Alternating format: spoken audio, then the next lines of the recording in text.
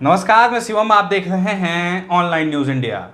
सुबह से ही हम लोग आपको खबरें दिखा रहे हैं कि ममता बनर्जी भवानीपुर सीट से लगातार आगे चल रही हैं। 50,000 वोटों से वो लीड कर रही थी प्रियंका टिब्रवाल को भवानीपुर सीट से। लेकिन अभी बड़ी खबर निकल के सामने आई है, ममता बनर्जी ने प्रियंका टिब्रवाल को मात दे दी है। ममता बनर्जी की बड़ी जीत हुई है और ये जीत 58,000 वोटों के साथ दर्ज की है। जी सही सुन रहे हैं आप, 58,000 वोटों के साथ ममता बनर्जी ने प्रियंका टिब्रवाल को मात दे दी है। ये खबर देखिए, ब्रेकिंग न्यूज न्यूज 18 इंडिया की है। भवानीपुर उपचुनाव में ममता की जीत। इसके साथ देखिए, बीजेपी की प्रियंका टिब्रवाल को हराया। बीजेपी की प्रियंका टिब्रवाल को हराया गया है और 58,000 वोटों से जीत मिली है ममता बनर्जी को भवानीपुर सीट से। ये बड़ी खबर है और खबर समझने योग्य है, क्योंकि पश्चिम बंगाल का जो विधानसभा चुनाव हुआ था उसका परिणाम 2 मई को आया था। आज 3 अक्टूबर है। 5 महीने पूरे हो चुके हैं और इस 5 महीने में क्या कुछ हुआ, क्या कुछ बदला, कितनी बीजेपी बदली पश्चिम बंगाल के अंदर, कितनी टीएमसी बदली पश्चिम बंगाल के अंदर और पूरे देश के अंदर, ये आपको समझाने की कोशिश करेंगे। और इसके साथ ये बताने की कोशिश करेंगे कि कैसे भारतीय जनता पार्टी महिला को बलि का बकरा बनाती है और उसकी हजामत करवा देती है, पूरा पॉलिटिकल कैरियर ध्वस्त करा देती है भारतीय जनता पार्टी एक महिला का। ये सारी चीज़ें आपको समझाने की कोशिश करेंगे और कैसे भारतीय जनता पार्टी के द्वारा पहले से ही हथियार डाल दिया गया था भवानीपुर के अंदर, वो भी आपको हम समझाएंगे। लेकिन अभी की सबसे बड़ी खबर यह है कि 58,000 वोटों के साथ ममता बनर्जी भवानीपुर सीट पर जीत दर्ज कर चुकी हैं। भारतीय जनता पार्टी की उम्मीदवार प्रियंका टिब्रवाल को करीब 25,000 के आसपास वोट मिले हैं, वहीं ममता बनर्जी को 83,000 वोटों के करीब वहां की जनता ने नवाजा है। 83,000 वोटों से ये बड़ी जीत कही जा सकती है ममता बनर्जी की। और संभवतः जिस तरह से हम सुबह से आपको बता रहे हैं कि ममता बनर्जी भारी वोटों से लीड कर रही हैं और ममता बनर्जी की जो जीत है वो सुनिश्चित है, पक्की मानी जाए, वही साफ तौर से दिखाई पड़ रहा है। ममता बनर्जी ने प्रियंका टिब्रवाल को मात दे दी है। ये मात जो है प्रियंका टिब्रवाल को मिल गई है और इस मात के साथ पश्चिम बंगाल के अंदर भारतीय जनता पार्टी का अस्तित्व कैसे खतरे में आया है, ये हम समझाने की कोशिश करेंगे। पिछले 5 महीनों में 2 मई को पश्चिम बंगाल के चुनाव का परिणाम आया था और तब से अभी तक दर्जनों भारतीय जनता पार्टी के बड़े नेता टीएमसी में शामिल हो चुके हैं और अब ममता बनर्जी विधानसभा चुनाव के साथ साथ लोकसभा चुनाव में भी भारतीय जनता पार्टी को ध्वस्त करने की पूरी रणनीति तैयार कर ली है। कैसे रणनीति तैयार की है उसका भी ब्लूप्रिंट आपको हम समझाएंगे। लेकिन अभी ये समझना महत्वपूर्ण है कि कैसे पश्चिम बंगाल के अंदर भारतीय जनता पार्टी के गद्दावर नेता, बड़े नेता मुकुल रॉय टीएमसी के जीतने के बाद वो टीएमसी ज्वाइन कर लेते हैं। बाबुल सुप्रियो 2 बार भारतीय जनता पार्टी के सांसद रहे पश्चिम बंगाल में, जिनकी एक पैठ है भारतीय जनता पार्टी को लेकर। वो बाबुल सुप्रियो टीएमसी ज्वाइन कर लेते हैं। ममता बनर्जी का संरक्षण उनको स्वीकार होता है। और हुआ क्यों, ये भी आप समझ लीजिए। बाबुल सुप्रियो केंद्र में मंत्री थे, मंत्री पद से उनको हटाया गया। बाबुल सुप्रियो ने कहा कि हम राजनीति से संन्यास ले लेते हैं, लेकिन उनके बाद फिर बाबुल सुप्रियो को ममता बनर्जी की शरण पसंद आ गई और वो ममता बनर्जी के शरण में चले गए। जिस तरह से लगातार बाबुल सुप्रियो और मुकुल रॉय जैसे कई सारे नेता भाजपा छोड़कर टीएमसी ज्वाइन कर रहे हैं, इससे ये माना जा सकता है कि ममता बनर्जी को जो रुतबा है, ममता बनर्जी का जो कद है, उस टक्कर का पश्चिम बंगाल में और कोई नेता नहीं है।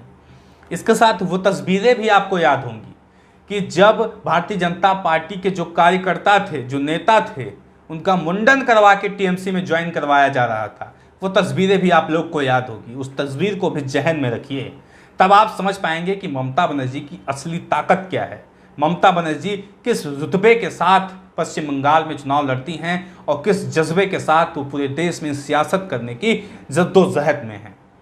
ममता बनर्जी ने ऐलान किया है कि ममता बनर्जी वाराणसी जाके प्रधानमंत्री मोदी को शिकस्त देंगी। अगर वो ऐसा करने में कामयाब हो जाती हैं तो सच में 2024 के लोकसभा चुनाव में ममता बनर्जी विपक्ष का चेहरा होंगी, उनको कोई नहीं रोक सकता। और अभी की हालात देखा जाए तो अभी के हालात में पूरे विपक्ष में ऐसा कोई चेहरा नहीं है जो ममता बनर्जी को टक्कर दे सके। तो ममता बनर्जी 2024 के चुनाव में एक अहम भूमिका निभा सकती हैं।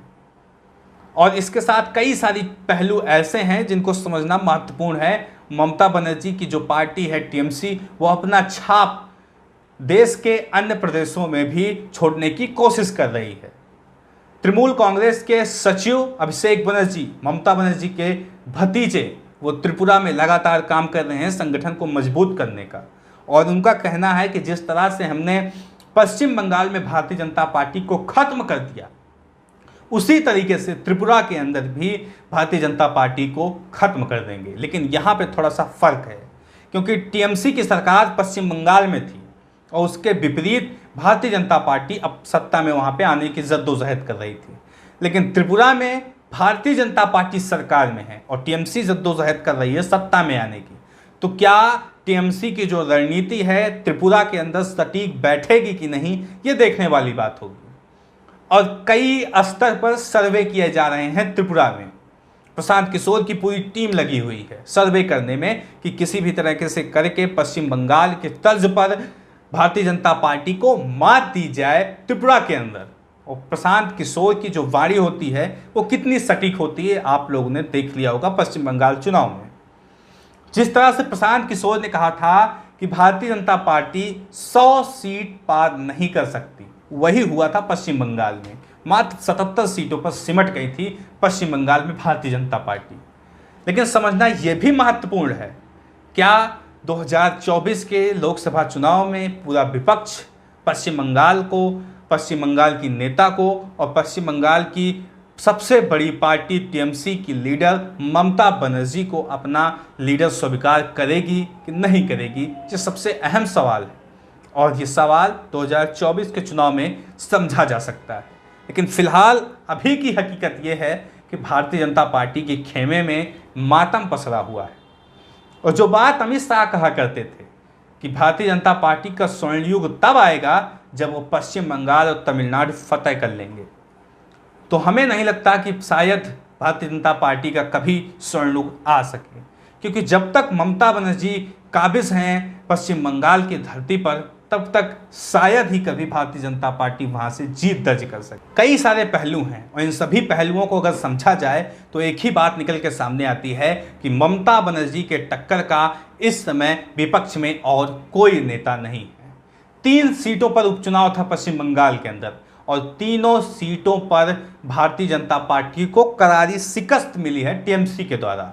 ममता बनर्जी 58,000 वोटों के साथ जीत दर्ज कर चुकी हैं। इसके साथ जंगीपुर में जाकिर हुसैन टीएमसी के उम्मीदवार लगभग जीत के पूरे करीब हैं। औपचारिक घोषणा करना बाकी है और कुछ नहीं।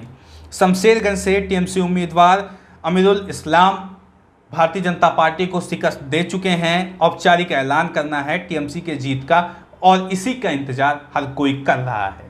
आपको क्या लगता है कि ममता बनर्जी के कद का और कोई नेता इस समय विपक्ष में है कि नहीं है? और जिस तरह से ममता बनर्जी लगातार अपनी प्रतिभा को साबित कर रही हैं, क्या 2024 के लोकसभा चुनाव में भाजपा के खिलाफ विपक्ष उन्हें अपना चेहरा मानेगा कि नहीं मानेगा? आपकी राय क्या है कमेंट बॉक्स में जरूर बताएं। साथ ही साथ चैनल को सब्सक्राइब करें। मिलते हैं इस तरह किसी और खबर के साथ, तब तक के लिए नमस्कार। चैनल को सब्सक्राइब करें और घंटी जरूर दबाएं।